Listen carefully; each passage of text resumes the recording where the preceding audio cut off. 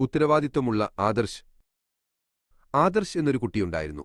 അവന് കളിക്കാൻ ഒരുപാട് ഇഷ്ടമായിരുന്നു. പക്ഷേ അവന്റെ ചെറിയ ജോലികൾ പോലും അവൻ പലപ്പോഴും മറന്നുപോയിരുന്നു. ഒരു ദിവസം അവന്റെ മുത്തച്ഛൻ രാഘവൻ അവനൊരു പ്രത്യേക ചുമതല നൽകി. ഒരു ചെറിയ ചെടി അവനെ ഏൽപ്പിച്ചുകൊണ്ട് പറഞ്ഞു, ഇനി ഈ ചെടിയുടെ ഉത്തരവാദിത്വം നിനക്കാണ്. ആദർശിന് ആദ്യം വലിയ സന്തോഷമായി. അവൻ ചെടിയെ നോക്കി ചിരിച്ചു. പക്ഷേ അടുത്ത ദിവസങ്ങളിൽ അവൻ ചെടിക്ക് വെള്ളമൊഴിക്കാൻ മറന്നുപോയി. ദിവസങ്ങൾ കഴിഞ്ഞപ്പോൾ ആ ചെടി വാടാൻ തുടങ്ങി. അതിന്റെ ഇലകൾ മഞ്ഞളിച്ച് താഴേക്ക് തൂങ്ങി. ഇത് കണ്ടപ്പോൾ ആദർശിന് സങ്കടവും പേടിയുമായി. മുത്തച്ഛൻ രാഘവൻ ആദർശിന്റെ അടുത്തെത്തി. അദ്ദേഹം സ്നേഹത്തോടെ അവനെ ഓർമ്മിപ്പിച്ചു, ചെറിയ കാര്യങ്ങൾ പോലും ശ്രദ്ധയോടെ ചെയ്യേണ്ടത് നമ്മുടെ ഉത്തരവാദിത്വമാണ്.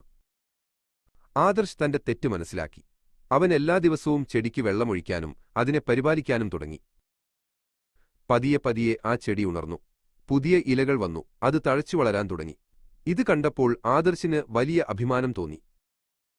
ചെടിയുടെ കാര്യത്തിൽ ഉത്തരവാദിത്വം കാണിച്ചതോടെ ആദർശ് അവന്റെ മറ്റ് ജോലികളും ശ്രദ്ധിക്കാൻ തുടങ്ങി.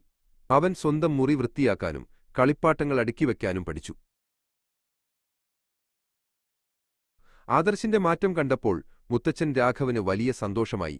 അദ്ദേഹം ആദർശിനെ കെട്ടിപ്പിടിച്ച് അഭിനന്ദിച്ചു. ഉത്തരവാദിത്വത്തോടെ കാര്യങ്ങൾ ചെയ്യുമ്പോൾ തനിക്ക് എത്ര സന്തോഷവും കഴിവുമുണ്ടെന്ന് ആദർശ് മനസ്സിലാക്കി. അവൻ ഇപ്പോൾ ഒരു ഉത്തരവാദിത്വമുള്ള കുട്ടിയാണ്.